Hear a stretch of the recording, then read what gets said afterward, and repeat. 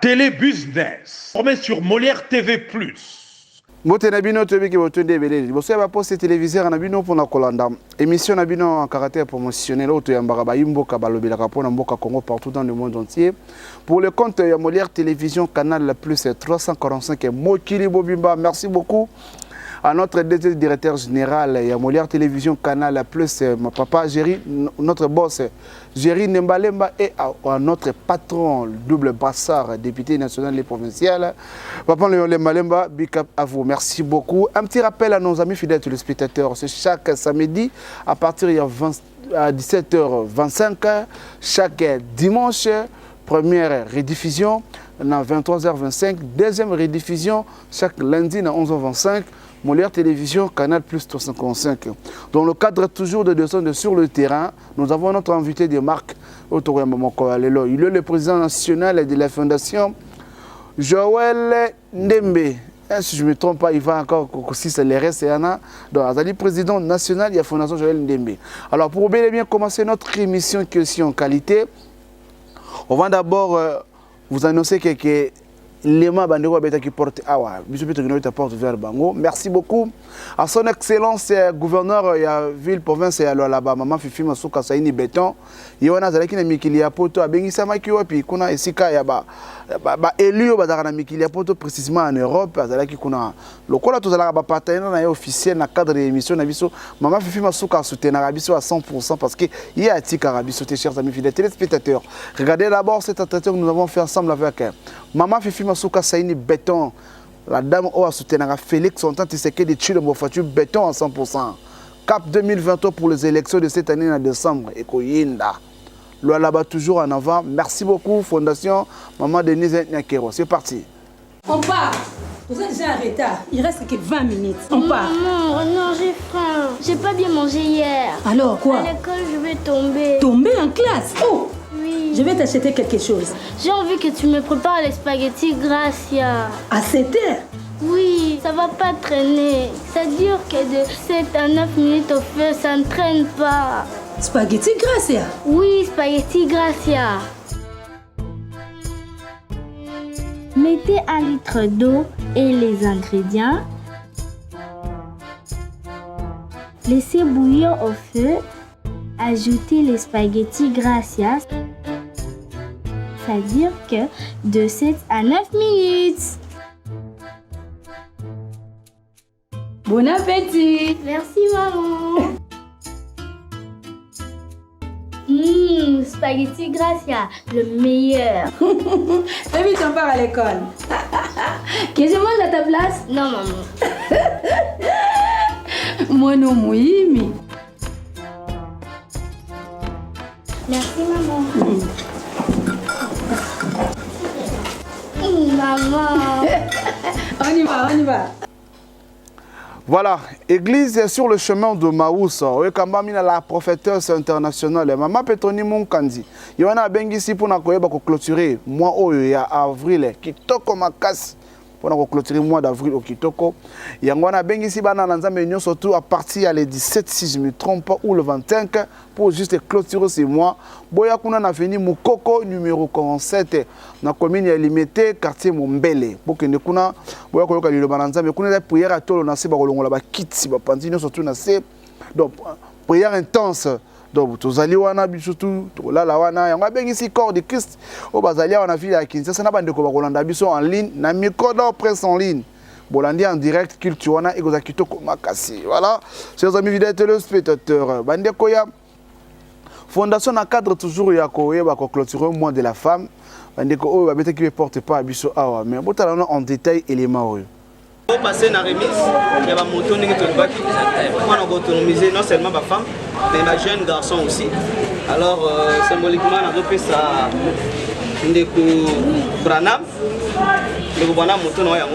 Samedi 11 mars 2023. Elongo na mwana mboka Bob Fionkio na Bondenge oyo azali président interfédéral ya parti monene ya honorable sénateur José Makila Soumanda ATD. Basangisaki plus de 500 mama mokolo wana nyonso wana pona koyeba ko célébrer mois de la femme elekaki kitoko boyo kandenge ba mama ba peselaki mokolo wana. Maman oye. Pratique. Juste pour vous dire que moi je suis licenciée. Mais pour la métier mon hôtellerie restauration. Il y a des autres sur Nangaï, et j'ai un service traiteur. Je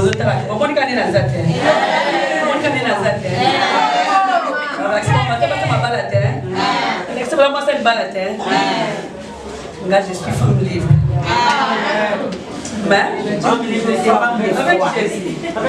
Mais quand je marche, tant la tamboulak, t'as vu quoi ça moi si monte. On a pesa mi pesa respect.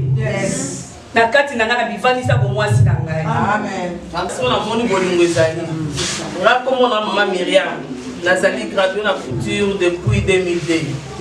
Et ça na langa moko aloba ko eba mosala. Ça va moi les moko. Dans derrière la télé bozo ngai. Et là-bas on a bien mon lobby na 21h. C'est pas vrai. Nasimana yango mwana mboka oyo azali président interfédéral ya parti monene ATD oyo ezali ya honorable sénateur José Makila Soumanda Bob Fiokona Bondeke azanga kiti koloba na micro na biso ya Molière Télévision Canal Plus. Merci beaucoup. Nous c'est la case des femmes et des enfants vulnérables, monsieur le coordinateur. La cadre il y a mois de la femme, on pense qui organiser une conférence et ma maman pour parler de l'autonomisation de la femme. Alors, ce que nous faisons ici dans la carte de femmes est de former les mamans et les enfants vulnérables. Et puis, non seulement ça, nous octroyons aussi des microcrédits aux mamans qui sont dans l'activité informelle. Maman, t'es comme moi, cas de femmes comme structure, toujours venir en aide dans la catégorie à la maman et à Bongo. Sur effectif d'étudiants par rapport à sa capacité d'accueil, avec comme conséquence un dysfonctionnement pur et simple. C'est en résumé les fausses informations qui ont alimenté les réseaux sociaux sur l'Institut supérieur des arts et métiers, ISAM Kinshasa. Pour recadrer les choses et livrer la véritable réalité du directeur général de l'ISAM Kinshasa, professeur Florence Mbiyamwadiwa Mulumba, a tenu un point de presse au cours duquel se sont dégagés des renseignements dignes de foi. Les agents de l'ISAM, vous ne découvrirez pas que je suis mal aimée. Et je ne me sens pas mal aimée à l'ISAM. Je me sens à l'aise et je me sens bien. Je dirais encore, pour répondre à votre question directement, qu'on jette des fleurs, de pierres à une mangue qui est mûre. Quand une mangue n'est pas bien mûre, tout ça, c'est à peine qu'on regarde. Mais quand la mangue est mûre, la tendance est de jeter une pierre pour la voir.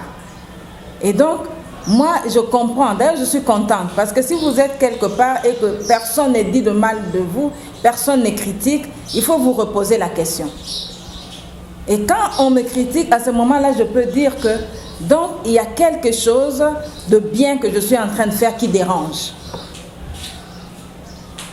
Si je dois donner le bilan en un an, sans me vanter, j'ai réalisé quand même beaucoup de choses en termes d'infrastructures et puis la vie sociale et aussi les niveaux d'enseignement, l'amélioration et en tout cas beaucoup de choses.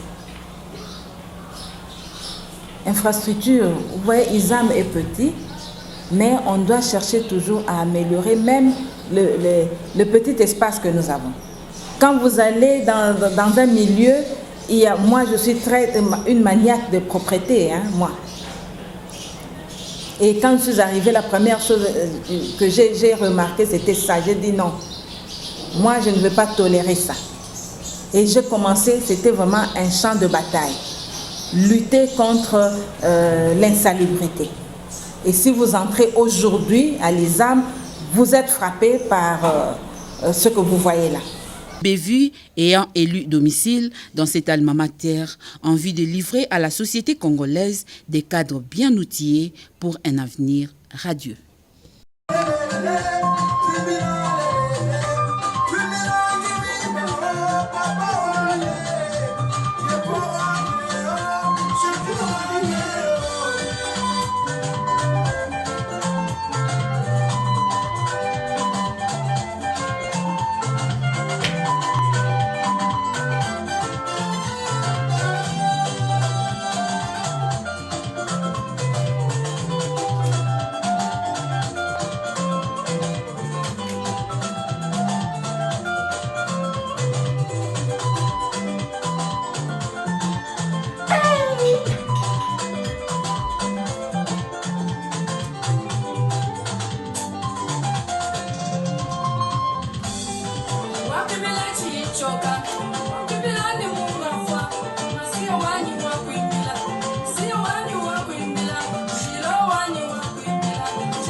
Voilà, chers amis fidèles téléspectateurs, comme nous vous avons annoncé au début de l'émission, on va recevoir le président national. Il est aussi candidat député provincial pour la commune de Mongafoula, précisément dans la ville de Kinshasa. Azali mon peuple, azali l'homme du peuple. Ce qu'a collé quand comme on a beaucoup de gens, mais ce qu'a les casos, les cas sentir que oui, motonde à ça les cas qui transnaye. Il a une ambition et belle. Il a invité des marques cannabis. Il y a mon collègue Alelo, chers amis fidèles téléspectateurs. Tu es comme on a manqué tout coutier en plein atelier, mais abia. Le coup les équipes est bien programmé. À côté cannabis beauté parce que il y a Azali ami. Il y a presque congolaise à côté Kabiso Boité. On te dit au manuel Boketo solo anaï. Papa, moi n'amboka boni. Boni, ça va? Kitoko, hein? Kitoko. En forme? En forme, Kitoko mingi. Ah, santé boni. Oui, santé, ningo. La santé, ça, Kitoko mingi, ça va. Et donc, la grâce de Dieu, Nzambe azali ko sala, tous allez malam. Ya solo ana. Ya solo. En forme? En forme. Joël. Ah, on vit fondation là, oh. Mais c'est comme ça, il faut y aller Makambo. La stratégie, on a mais la stratégie, tant on a lali, na lamuki, nazo kanisa, elo kuni na sala. Tant on a zo lala, na butu na kanisi, alobi na tongo na kulamuka, elo kuni fona ça. Comme ça, ndenge wana mutu fazala. Zarate ou lali ou lamuki et puis voilà, programme ezate, elo ke usala ezate. Donc biso ngai mutu lokola Joël ndengwana ngana zali. Merci beaucoup. Ndengwana zaleli, merci beaucoup. Otali caméra na biso caméra no yango yo. Ngana yebio très bien. Siko meka ko se présenter liboso ya caméra na biso, tali sa biso ozali nani pe tokolobela nini o flasher mo moke. Bon, ngai nazali ndeko Joël Ndembe Mabiala. Nazali président, initiateur de la fondation Joël Ndembe Mabiala. Alors, Nazali, intellectuel, Nazali, analyste. Alors, Nazali, étude Nangaï na Congo, Mboka Kinshasa, na Université de Kinshasa, na Outiko Sili Sabongo, étude approfondie, na faculté d'économie. Donc, Nazali, détenteur, il y a diplôme et études approfondies. Et puis, Nazali P, Nazana master, na école de santé publique, na Italie bioéthique. Donc, on a Basali Kolobela. Toujours à l'Unikin, hein? Toujours à l'Unikin. Alors, Nakanisi, Nazali P, Mondimi, ya catholique, Nazali chrétien. Alors, Nazali Moyamboka, Congo. Voilà, nakanisi nyosoto yangwana. Nyosoto yangwana. Nazali pe nazali enfin moi si mon bana bazali donc marié. Marié. Voilà. Bosanelo moko ozali pe futur candidat député provincial. Oui, wana déjà sur le baki yango na ibandela yo moko. Nga moko na bagisi yango donc nazali pe candidat na ba élection o ezali koya. Au salama na décembre. Donc, nous sommes candidats à la députation provinciale. On a demande à base. Ok, merci. Voilà, nous avons parce que dernièrement, nous avons la paroisse Sainte-Rita. Nous dit la paroisse Sainte-Rita, si je ne me trompe pas. Et puis, nous avons Oyo assisté à la paroisse, ceux qui ont 100%, il y a 70%. Donc, cité. Boye Bosolo. Bosolo. Les Ali Bosolo. Les Ali Bosolo, voilà. Alors, Mwana mboka Joël, président national ya fondation Joël Ndembe Mabiala. Likanisi ya kosa la fondation na ebimilaki wapi? Parce que lelo ozo tchape ba parti politique ebele panzi likolo. Ba kolo ba toko kota na nzela nini, toko loka na toko luka na nzela nini, toko longa na nzela nini. Talisa biso. Fondation Joël Ndembe. Et là pour la visibilité à combo na yo et ba na famille Ndembe de famille Mabiala, tout ça liango pour l'intérêt du peuple congolais, mais parce que vu les actions que vous faites sur le terrain, ils sont différents. Le quand ça liango na combo famille. Explique-nous un peu. Likanisi le bimaki boni. En tout cas, likanisi oyo bimaki na kati ya fondation. Omoni soki yo mutu ozali ko kozwata ya moke. Biso na mboka tango tozala biso to utamboka. Biso bamboka tie. Ah, quelle humilité. Tango na mboka kuna bozali ozomona ke solidarité oyo ezalaka na mboka ezali différent. Ezali différent. Okomona kuna soki mutu azali na pasi omona famille mosusu ake ko appuyer. Alors biso idée wana nyonso wana etozalaka nango na bomwana. Alors tango tozali na kati ya ville isika ovandi ukanisi kuna ndeko azali na moi peut-être moi pasi kuna ndeko azali moi demande otali kaka ndenge vision ya ndenge population bazali na kati. Alors mais soko zana makanisi ya malamu osali kamwa eloko moko oyo okomona population bandeko bavandi na yo kokende na musika te parce que musika kuna kokende koyeba te makamini za kaka isika ovandi wana eloko nini kokosala. Alors ngai nazwaki vision na isika onga nazali nakanisi eloko nini nakosala oyo ekoki komema pe peuple isika nazali ba participer bazwa eloko ou bien ba mekape ko enfin nakoloba ko bénéficier. Alors ya mwana kanisaki ke nasala kamwa structure wana ezali fondation. Na kati ya fondation na meki ko sangisa bandeko tozaki na bango na expliquer bango ta la vision na eza boye.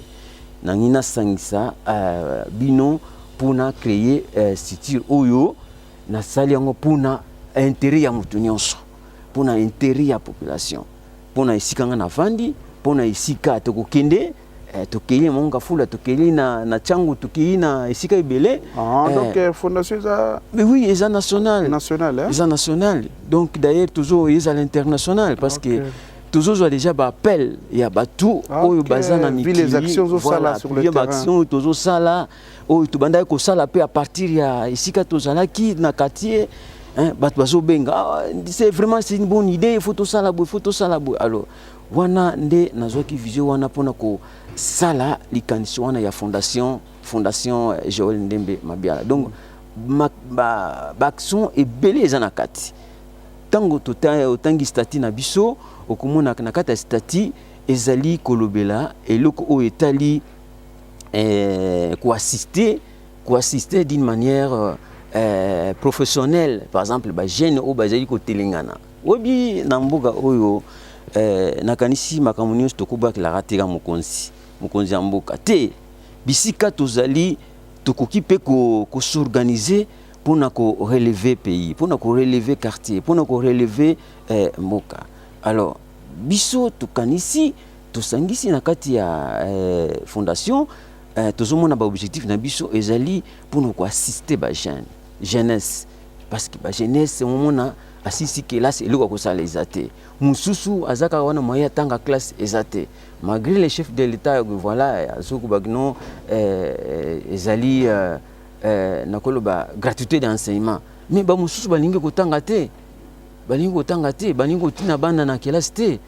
Alors biso to tie net kamo eloko etali centre pona ko yekusa bato par exemple rattrapage baraté mo boyana parce que oyebi mutu nyonso okende kosala université okende kosala normalement non ça permis ta matin voilà okoki pe koyekusa mais l'essentiel faut donner diplôme d'état azo diplôme d'état ou bien soka kokoza diplôme d'état te otie na centre oya kokoyekola musala ya maboko. Exactement.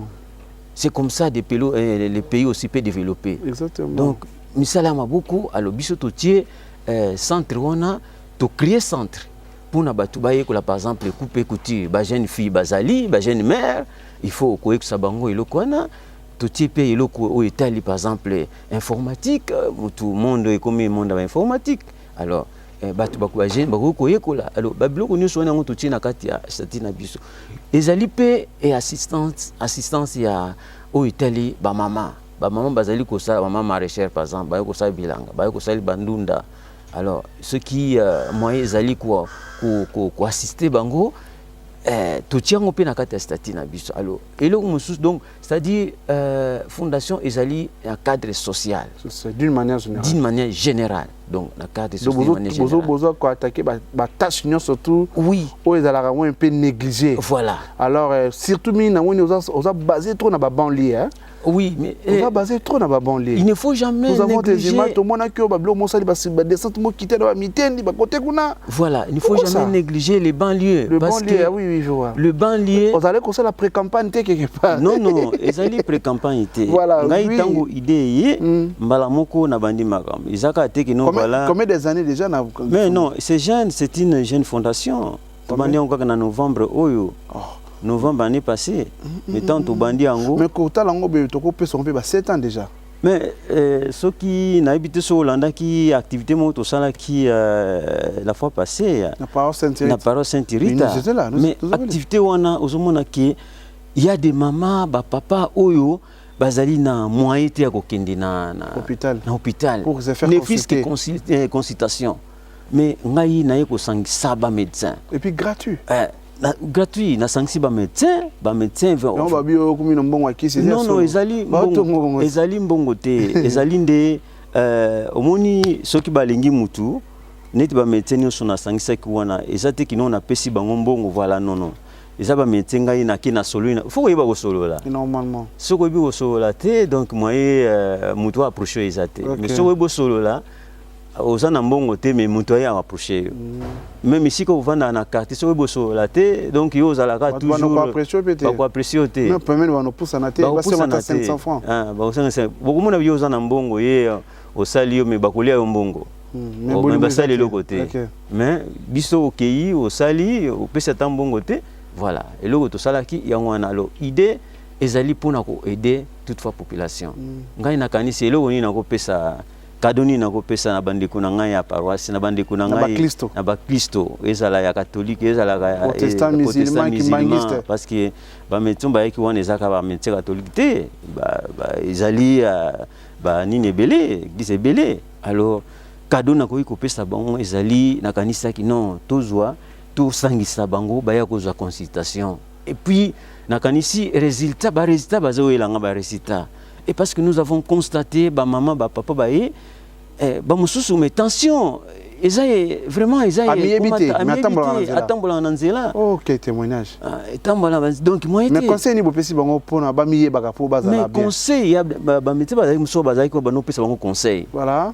Bazo pesa ko voilà, neti boye ko lia biloko mungu mingiti, makambo belé donc voilà, wana ba résultat wana na kanisi eza ba résultat oyo ko permettre biso to kende susu hein liboso na makanisa boy fatu beton Félix Antoine Tshisekedi Tshilombo moni bande ko ya boy ba koki ozo ba ministère le roi ministère en santé ata na ba provincial ta ba département ya ba santé parce que une personne au hasard ko se donner corps et a été posé dans plateau nanga mais c'est quelque chose faut vous soutenir tu voyez aza ni de l'IDPS ni de l'INC ni de l'ensemble non je pense que vous serez candidat indépendant apparemment.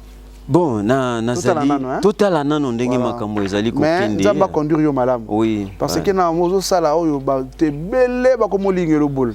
Oyebi. Mais ba ko linga boule parce que ba sala rango te. Est-ce que ba sala ngo baza kutu en exercice. Un exercice. Ba sala rango te. Yo kanisi sok to zui mamonyo so to au moins activité to sali wana. Combien de personnes ba na ba bongo. Activité sala. Wana eza activité liboso kaka oya fondation ya oya munene mais activité mususu oya miki ezali mais sika to vanda kana omona neti nyonso wana biso koto ma ezate ma ezate mais tozali kosala mo ba source oyo ezali pembeni tozo sala tout omeka kobongisa mpona voilà donc nyonso wana ezali kaka na souci ya peuple ya kosalisa peuple. Voilà, merci beaucoup. Dans ce conseil, ça peuple. Tu comprends bien de bêtises les solo à fondation. Alors, na kati ya fondation. Est-ce que vous allez prendre moi quelques recommandations ou conseils un peu moi les tétas la miso to ba bailleur de fonds bazolanda biso peut te retrouver na internet na YouTube na micro d'or presse en ligne. Je pense que bazana pour ça peut ça l'assistance mais ba bailleur de fonds ba comment pe na moi ba doute ba comment ça tenir ba moyen ba moi ça va bien fruire na privé na bango. Est-ce que vous avez pour ça payer moi recommandation moi assistance?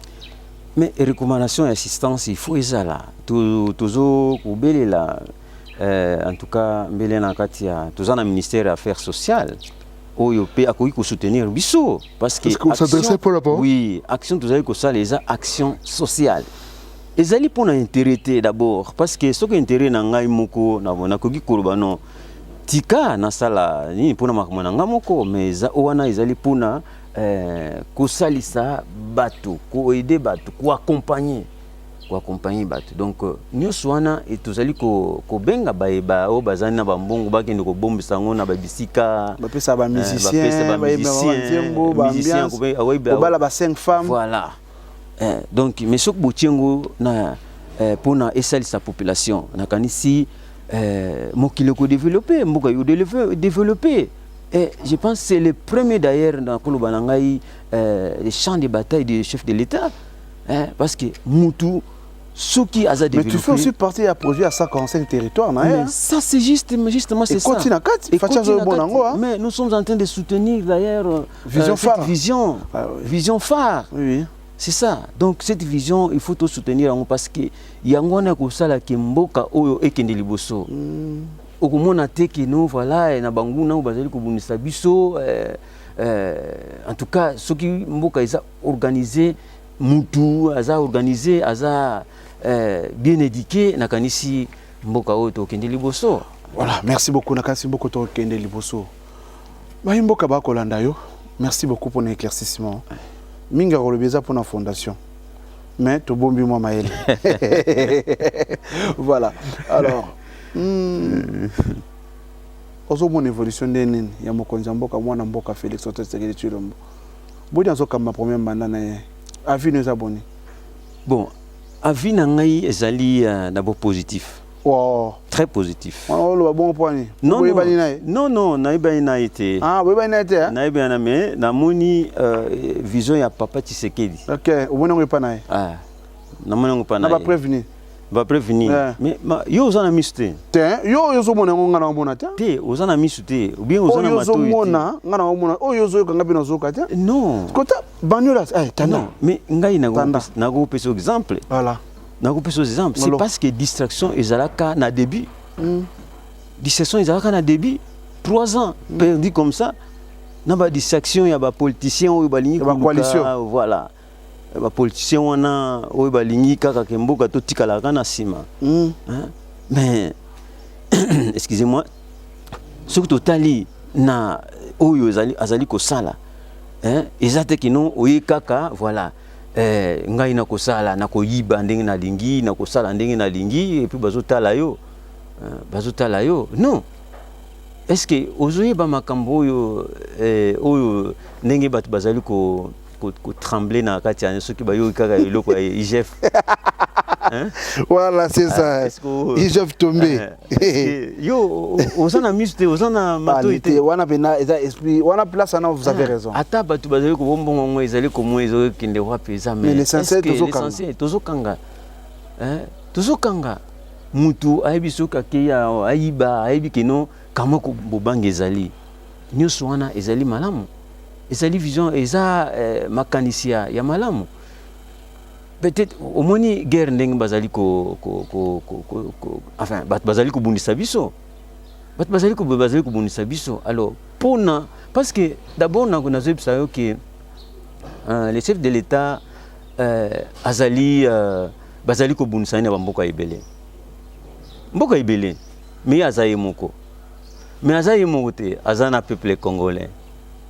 peuple congolais bazali nzambe pe azali mon Christo jamais qui no bunisa mon Christo ata obunisi lelo lobi okukaite donc misala izali belé oyo bilembo yo azali ko sala d'une manière ata tozo mona ngote o soki ndenge ni bato bazo soki lelo moi moko moi retard ya nane o na soki ya paiement voilà ça arrive okay, parce que ba dépense soki ezali belé ezali ko ken par exemple na armement il faut sécurité soki ezali na katambuka okomona ki eko développer oui que souffrance c'est kuna makasi à tout moment massa c'est beta bana bazobunga ba makufanga ba famille bazokufa on bande ko na aussi moi message mo tala no caméra na biso pesa message mo ya paix na bande ko na so est mais message ya paix nazali ko pesa d'abord peuple congolais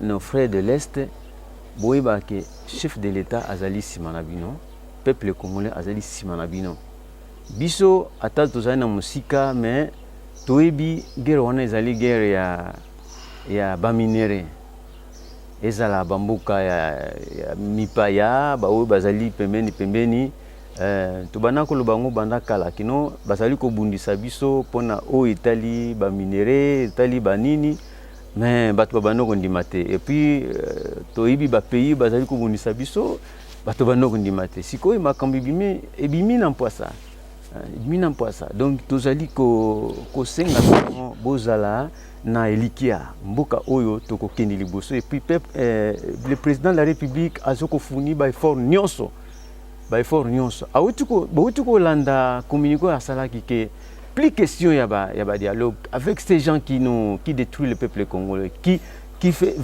comme ça désolation dans le peuple congolais. Donc plus question y a ba dialogue avec ba rebelle wana. Et voilà une position stricte ya mutu oyo azana vision ya malamu pour le peuple congolais. Donc nakanisi tozali simanabino tozali ko accompagner mieux soina ba désolation na biso pe ezali ko sala biso pasi et nakanisi ekosila et dans peu de temps ekosila wana tozana elikia ekosila. Merci beaucoup tozana elikia ekosila tokomi na suka émission na biso mais tokoka ko tout no motu no vérité tout tika ngoto to noter otuna nazali na ko répondre otuna ngai nazana liste politique analyste. Est-ce que au que nous avons un député provincial, au que bah indépendant trop à l'égalité indépendant trop à l'égalité. Tozana mikolo tozali tokende. OK. Tozali tokende. Bana monga fula ba Hollande. Wana nakanisi tango toko sala susu deuxième émission na ko répondre yo. Na mutuna wana. Okoya pe okomona ndenge toko répondre yo. Malamu. Bana monga fula bazolanda yo. O promete bangoni bana monga fula bazolanda ngai nakanisi mingi bayebi ngai papa Joël Ndembe mingi bayebi ngai ndenga boyebeli ngai nakanisi bozala kimia fondation oyo totie na kati ya monga fula ezali fondation ya bino nazali kobenga bayebanso oyo balingi vraiment bakende ba vision oyo nazana yango baya na kata fondation ba accompagner fondation baya siège ezali kaka na awa na kati ya petit panier so ozokende ke mwenza donc eza nini yebani petit panier so botuni fondation Joël Ndemba ta mwana muke ayebi donc voilà na sengi bino boya ebele et tout ça activité ebele ou tout ko préparer et activité monene wana to sala ki na kanisi to ko sala ngoli parce que bato ba sengi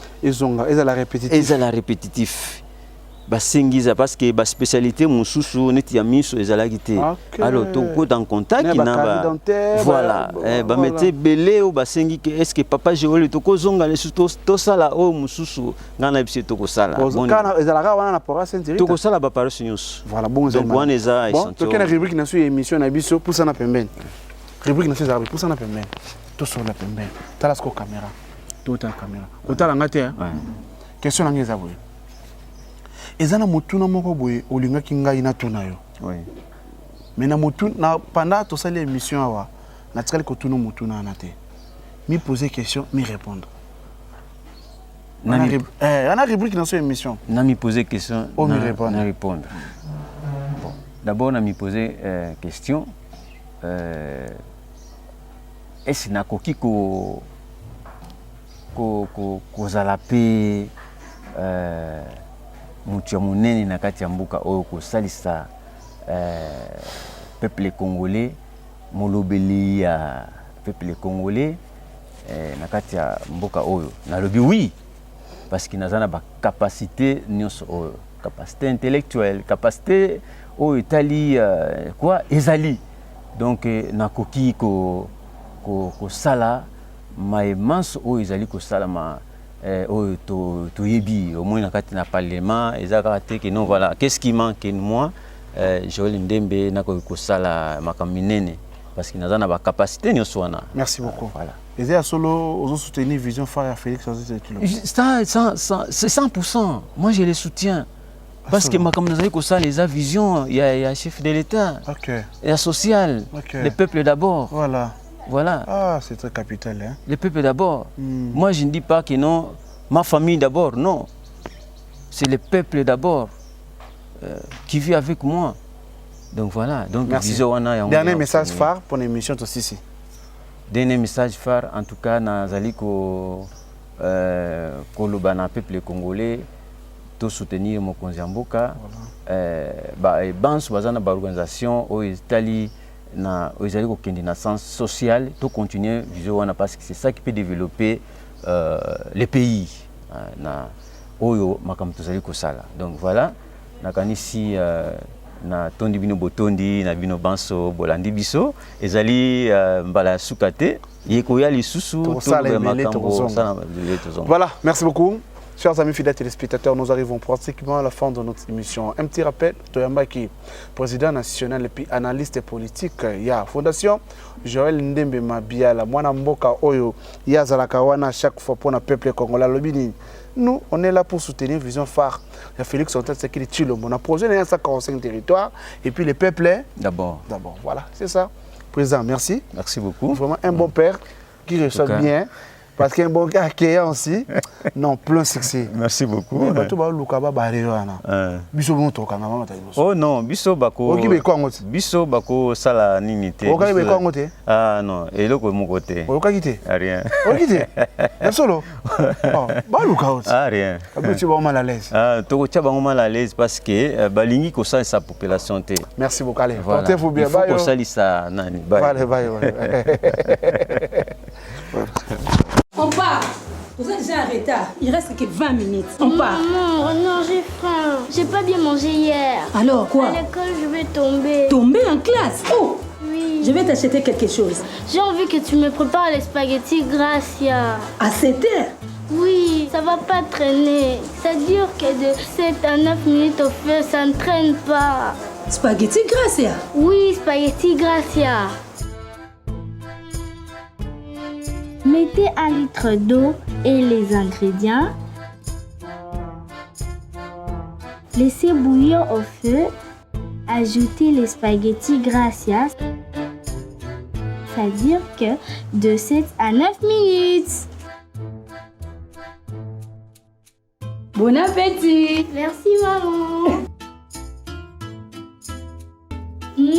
Spaghetti Gracia, le meilleur. Fais vite, on part à l'école. Que je mange à ta place? Non, maman. Moi non, oui. Merci, maman. Maman. On y va. Télébusiness. Formé sur Molière TV+.